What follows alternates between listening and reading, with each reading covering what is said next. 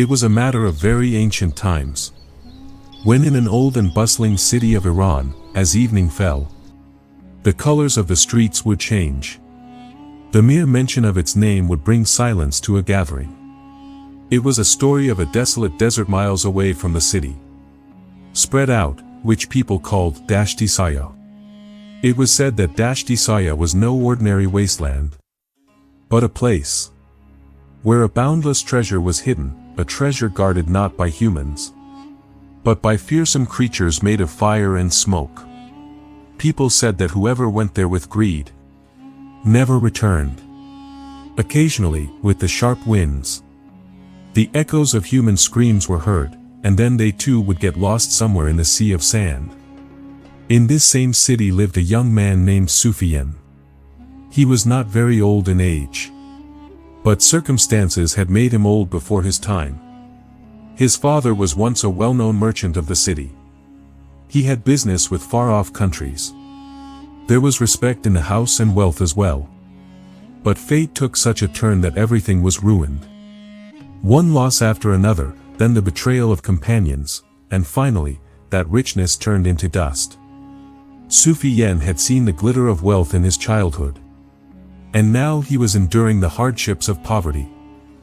Despite working day and night, his condition was not changing. The same people who once stood at his door to salute him now passed by him, averting their eyes. All these things were burning like fire in his heart. He wanted his life to change somehow, to regain the same respect, the same position that had been snatched from him. One evening, while returning from the market, he heard some people mentioning Dasht-e-Saya. Talk of treasure, heaps of gold and silver, and stories of jinns. Sufyan stopped right there. There was fear in his heart, but more than that fear, a strange attraction, a hope, a greed had been born. He felt as if fate itself was calling him. When this reached an elder of the city, Sheikh Idris, he called Sufyan to him. Sheikh Idris was a dignified man. White beard, deep eyes, and a strange peace in his voice. He placed his hand on Sufyan's shoulder and said softly, "Son, the wealth guarded by supernatural powers is not for humans. Greed leads a man to a path from which return is not possible." Sufyan heard all this, but did not take it to heart. The veil of desires had fallen over his eyes. The next morning, before the sun rose, he set out from the city mounted on his horse. The journey through the desert was not easy. Scorching sun during the day, and bone-chilling cold at night. Even a drop of water was precious. But Sufyan kept moving forward without stopping. In his mind, there was only one image, the glitter of the treasure. Many days passed that he had reached an area where even the sound of birds could not be heard. All around was only sand, silence, and a strange restlessness. Suddenly, the mood of the wind began to change. The wind that was hot until now suddenly turned cold. The color of the sky began to turn from blue to black, as if nature was warning him for the last time, but Sufyan strengthened his resolve even more. As evening began to fall, he saw dark, terrifying mountains in the distance. Their shape was like the sharp teeth of giant. That was Dasht-e-Saya. There was a strange smell in the air of this place, as if centuries-old ash and soil had mixed together. His horse suddenly stopped. It tried to back away, neighing. The animal was sensing the danger that Sufyan's greed was failing to see. Sufyan left the horse there, and proceeded on foot. As he went deeper, bones scattered on the ground began to appear. Of humans, of animals. There were whispers in the air, as if someone was calling his name and summoning him. His heart began to beat loudly. But he consoled himself. This is all an illusion. And he kept moving forward. Suddenly, a sharp storm arose. A whirlwind of sand began to circle around him. In the midst of that whirlwind, he saw some shadows, large, non-human. He understood, he had now left the world of humans. A short distance away was a large cave. On its outside, it was written in ancient script, "Only he enters here safely whose intention is pure." Sufyan read it, but ignored it. A golden light was coming from inside the cave, as if someone was calling him towards it. He lit a torch and entered inside. Seeing the sight inside, his breath hitched. Heaps of gold coins, diamonds, jewels, as if the wealth of the entire world was gathered there. A spark appeared in his eyes, just as he reached out his hand. With a loud sound, the door of the cave closed. And then a heavy, echoing voice spread through the air. "Who is it? Who has disturbed our sleep?" There was no life left in Sophian's body. In the darkness, a whirlwind of black and red smoke rose, and from it, a gigantic shadow emerged. Its eyes were red like burning embers. This was the jinn guarding the treasure. Due to its presence, the atmosphere became heavy, the flame of the torch began to tremble. Sufyan, backing away, collided with a heap of gold. He had understood. This game was much bigger than his thoughts. The jinn's voice echoed again. "Human of clay, who gave you permission to come here?" Sufyan's lips went dry. He tried to speak, but no voice came out. His hands were shaking, his heart was beating fast. And for the first time, he realized that perhaps he would not be able to go back. A silence fell inside the cave as if time itself had stopped. In Sophian's ears, only the beating of his own heart could be heard. Every heartbeat seemed to remind him of his mistake, every breath had become a burden. He fell to his knees, trembling. I have made a mistake," his voice was breaking, "forgive me. I was overcome by greed." The jinn's red eyes remained fixed on him. A few moments passed, then it took a deep breath, and its voice became even heavier. "Every human says this, when death stands before them." Sufyan's body was drenched in sweat. "But," the jinn said slowly, "a promise is binding upon us, we do not kill anyone without a test." Hearing this, a faint hope arose in Sufyan's heart. Suddenly, the ground in the middle of the cave began to shake. From between the sand and stones, 3 chests appeared.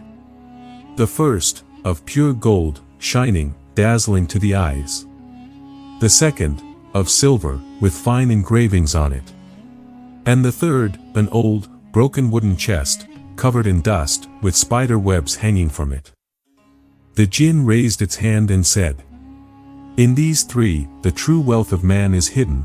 If you choose correctly, then freedom; if you choose wrongly, then eternal imprisonment." Then it flipped an hourglass. The fine sand began to fall. Time was running out quickly. Sufyan's gaze immediately settled on the golden chest. His heart spoke loudly. "This is it, this is the real treasure." The silver one also didn't look less precious. But that wooden chest, seeing it, he laughed inside. This? What would be in this? At that moment, Sheikh Idris's words echoed in his mind. The wealth guarded by supernatural powers is not for humans. But greed suppressed that voice. As the last grain of sand was about to fall, Sufyan closed his eyes and lunged to open the lid of the golden chest. The next moment, the earth shook violently. Black smoke came out from inside the chest, and along with it, poisonous snakes and scorpions began to crawl out. Sufyan screamed. He backed away, slipped and fell, and began to crawl to save his life. But from every side, those creatures began to surround him. The jinn's laughter echoed in the cave. "This is the end of greed." A large black snake came near him, its teeth were glistening. Sufyan closed his eyes. His breath began to stall. And in that moment, for the first time, a sincere prayer came from his heart. "Oh Allah, forgive me. I made a mistake. I don't want wealth, give me my life." Tears began to flow from his eyes. A tear fell on the ground.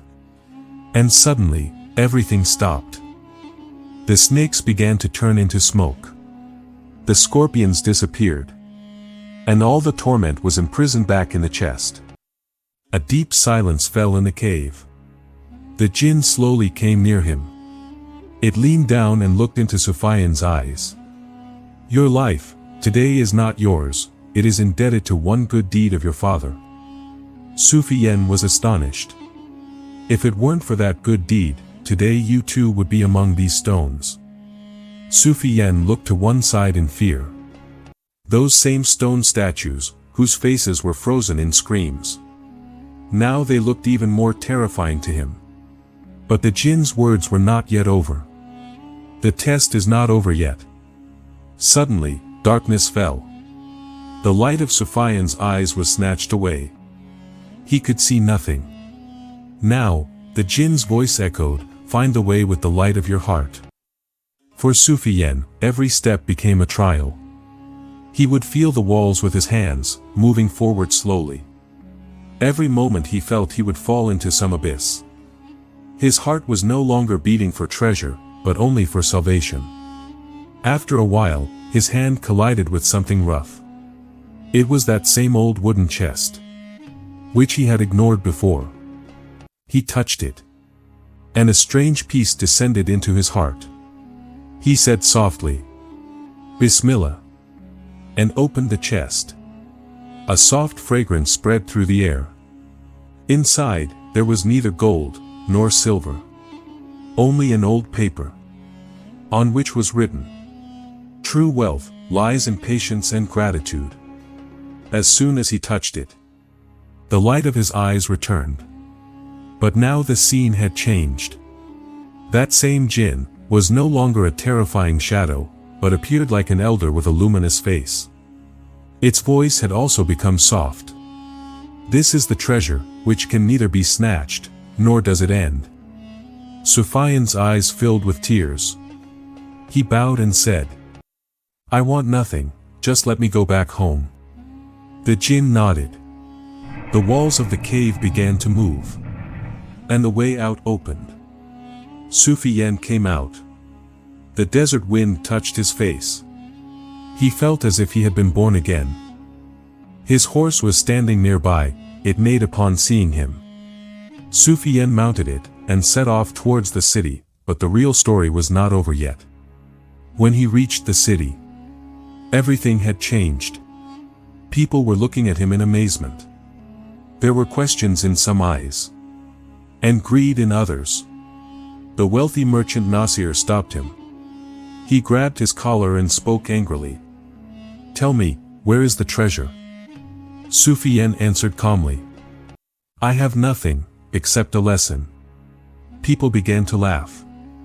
Someone said, "He is making fools of us." Someone said, "He has definitely hidden the treasure," Nasir said in anger. "If not the treasure, then at least tell us the way." Sufyan remained silent. He remembered the jinn's words. The real test begins outside. He took that old paper out of his pocket and placed it before Nasir. "This is it, what I have brought." But no one read the words written on it. Everyone took it to be a map that same night. Hundreds of people, with camels, weapons, and greed, set out towards the desert. Sufyan stood far off, watching them go. There was sadness in his heart, but he knew. A man blinded by greed listens to no one. Many days passed, no one returned. Then news came. A terrifying sandstorm had come, which had swallowed everything. Nasir and his companions were buried in the sand forever. Silence fell over the city. Sufyan opened a small perfume shop that he began to work with diligence. Now he did not have wealth, but there was peace in his heart. Time passed, his beard turned white. And people now began to call him Baba Sufyan with respect. Now people did not come to him to ask for the way to the treasure, but came to lighten the burden of their hearts. Whenever a child would ask him, "Baba, where is the real treasure?" then he would smile, place his hand on his heart, and say, "Right here, in patience and intention." And perhaps that was the real secret of this story, that every shining thing is not gold, and every path does not lead to the destination.